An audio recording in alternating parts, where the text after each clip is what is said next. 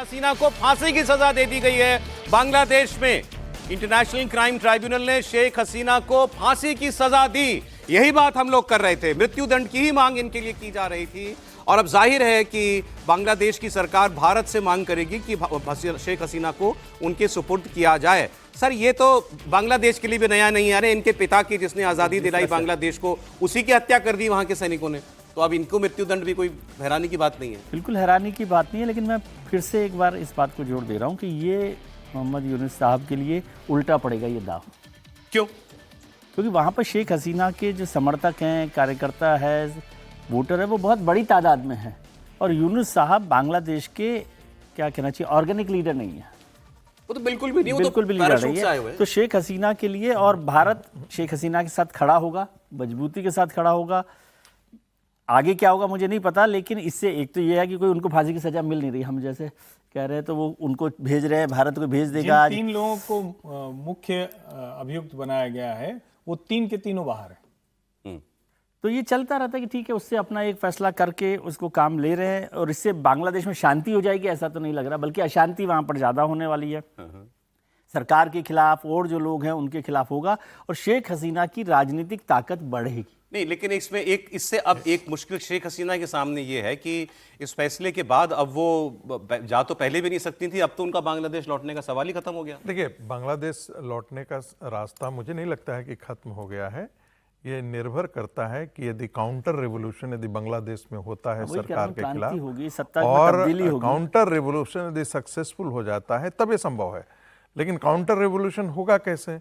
यदि लोग अभी जो सड़कों पर आकर के और सस्टेन करते हैं ये आंदोलन 5 दिन, 7 दिन, 10 दिन, 15 दिन यदि चलता है और चढ़ता है। देखिए, ऐसा तो है नहीं कि पाकिस्तान के अंदर इमरान खान के लोग नहीं थे, वो भी बहुत पॉपुलर लीडर थे। वहाँ की आर्मी भी कंट्रोल करना चाहती थी, या वहाँ के आर्मी ने कंट्रोल किया, सत्ता तंत्र को अपने हाथ में लिया, जन आंदोलन को वहाँ पर कुचला।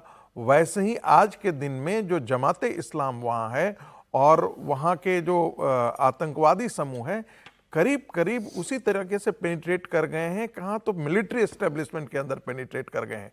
अब इस बात पर निर्भर करता है कि जो मिलिट्री एस्टेब्लिशमेंट है वहाँ का, उसको क्या अमेरिका कितना समर्थन दे रही है, भारत का वहां पर कितना पेनिट्रेशन है, भारत किस हद तक रिस्क ले सकता है। हम तो इनको वापस तो नहीं भेजेंगे। नहीं, बिल्कुल, ये तो कोई सवाल ही पैदा नहीं होता है, ये तो कोई मतलब ही नहीं पैदा होता है।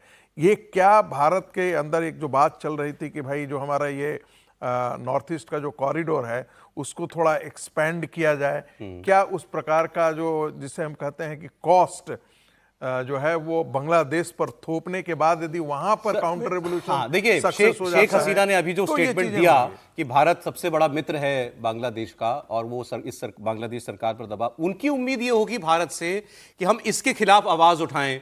ये जो फैसला दिया गया, उनको जो सजा दी गई है, इस पर हम बांग्लादेश से सवाल पूछें और कहें कि भैया आप गलत कर रहे हैं। लेकिन भारत सरकार ने अभी तक तो वहां हो रही किसी गतिविधि पर कोई कमेंट किया नहीं। उनके इंटरनल मैटर्स में हमने कोई दखल नहीं दिया। मुझे नहीं लगता कि भारत सरकार या विदेश मंत्रालय इस मामले में दखल देगा। ये उनका आंतरिक मामला है, वो जिस तरीके से देख रहे हैं। भारत के हाथ में जो था कि भाई शेख हसीना को भारत ने अपने शरणार्थी के रूप में जगह दी और देश में उन्हें सम्मान रखा हुआ है। अब इस फैसले के बाद भी भारत सरकार उन्हें भेजेगी नहीं। लेकिन अब शेख हसीना के पास समय कितना बचा है सर? 78 ईयर्स की हो चुकी है, 78 साल उनकी उम्र है। अब क्या शेख हसीना के पास बहुत लंबा समय बांग्लादेश के अंदर राजनीति करने का है? मुझे नहीं लगता कि वो बांग्लादेश जाने में अब इंटरेस्टेड होगी। उनकी पार्टी की मान्यता भी रद्द होगी। फरवरी में चुनाव घोषित कर दी गई कि फरवरी में 2026 में बांग्लादेश में चुनाव होंगे, और यूनुस सरकार ने कहा है। तो क्या बांग्लादेश में शेख हसीना की सरकार को अनुमति मिलेगी चुनाव लड़ने की? मुझे लगता है कि उनकी सरकार को भी अनुमति चुनाव मिलने, पार्टी को नहीं सी बात यह है, जैसा आपने कहा, शेख हसीना की राजनीति अब लगभग खत्म है।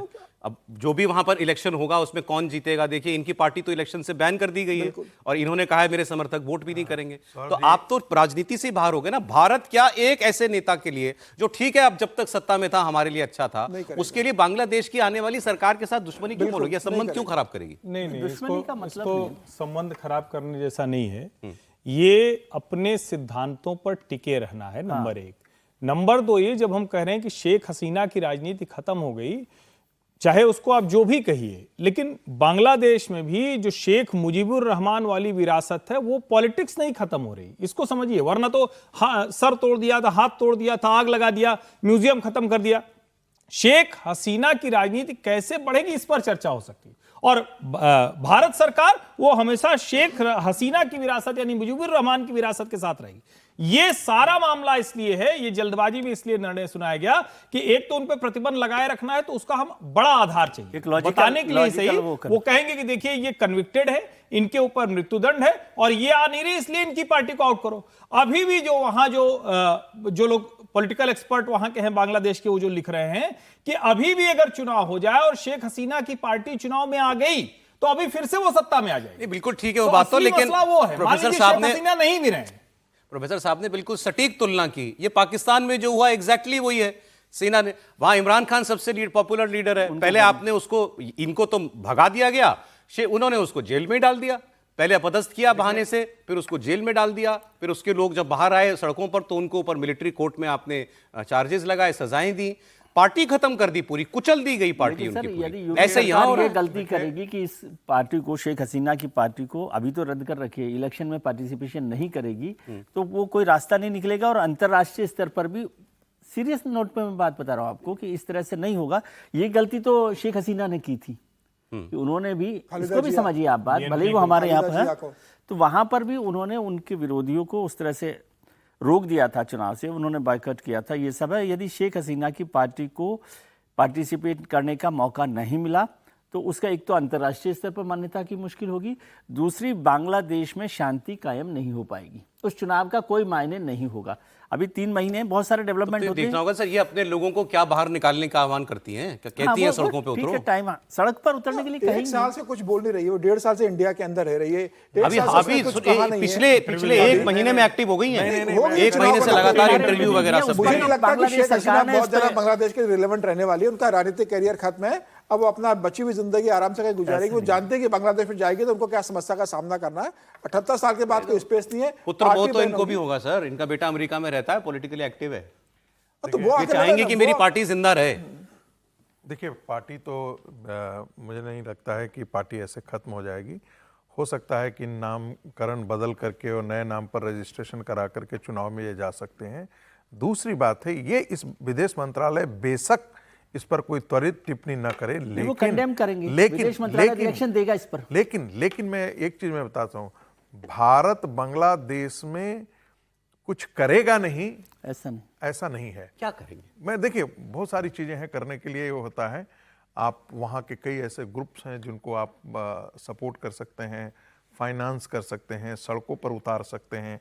यदि अमेरिका 10,000 किलोमीटर से कर सकता है तो भारत को करने के लिए बहुत कुछ है। बहुत पहले तो करने की इच्छा होनी चाहिए ना। नहीं, वो तो दुनिया भर में कराता फिरता है। दूसरी बात मैं इस पर एक टिप्पणी कर दूं, देखिए वो आंतरिक मामला है, इतने भर से बात नहीं बनती है। वो भारत का एक ऐसा पड़ोसी है जो कि पाकिस्तान की राह पर चल पड़ा है, और क्या भारत बांग्लादेश को पाकिस्तान की राह पर चलने में कहीं बाधा उत्पन्न करे? हमारे से भी जो कनेक्ट है उसका भाई हमारे लिए खतरा है वो। एक आप ये ध्यान रखिए, आपके हाथ में क्या है? वहां चुनाव होना, वहां चुनाव होना है, जैसा भी चुनाव हो बांग्लादेश में, जैसा भी सही। अभी अगले साल चुनाव होने वाला है, कोई सरकार चुन करके आएगी, कहने को तो इलेक्टेड गवर्नमेंट ही होगी ना वो। देखिए आपने कहा ना कि रोक देती, शेख हसीना यदि वहां से सुरक्षित भारत तक पहुंच पाई तो उसका एक बड़ा कारण था कि वहां पर जाकर के भारत की एजेंसियां तुरंत त्वरित एक्टिव हुई। नहीं यदि एक्टिव होती और बांग्लादेश आने पर से एक दिन पहले विदेश मंत्रालय की मुलाकात वहां पर हुई नहीं, भारत ने उस समय अपने ताकत का प्रयोग किया। भारत सरकार ने उनको एक तरह से निकाला, इवैक्यूएट किया। इसको यूं समझिए, नहीं तो वहां पर नहीं तो जेल में होती है, जो होती ही नहीं होती है, लेकिन भारत सरकार तुरंत उसमें एक्शन में आई। और ये इवैक्यूएशन है, हम उसको उस तरह से कह रहे हैं कि वो भाग कर आ गई है, बचाए गए। इवैक्यूएशन इनको लाया गया भाई, आप लाया गया, आप ये क्यों नहीं देख रहे हैं कि जहां पर उतरे वहां पर अजीत डोभाल की तैयारी रिसीव करने के लिए भारतीय इंटेलिजेंस एजेंसियों ने, सरकार ने उस वक्त के सेनाध्यक्ष को साफ कहा कि अगर इनको एस्केप रूट नहीं मिलेगा तो ये बांग्लादेश के लिए बड़ी मुसीबत होगी। बाकायदा एस्केप रूट दिया गया, उनके हेलीकॉप्टर को निकलने का किया, और बाकायदा ये मतलब ये ऐसा नहीं है ये भारत के दबाव में, भारत ने किया, दबाव नहीं, भारत ने किया, ये प्लान करके इसको कराया।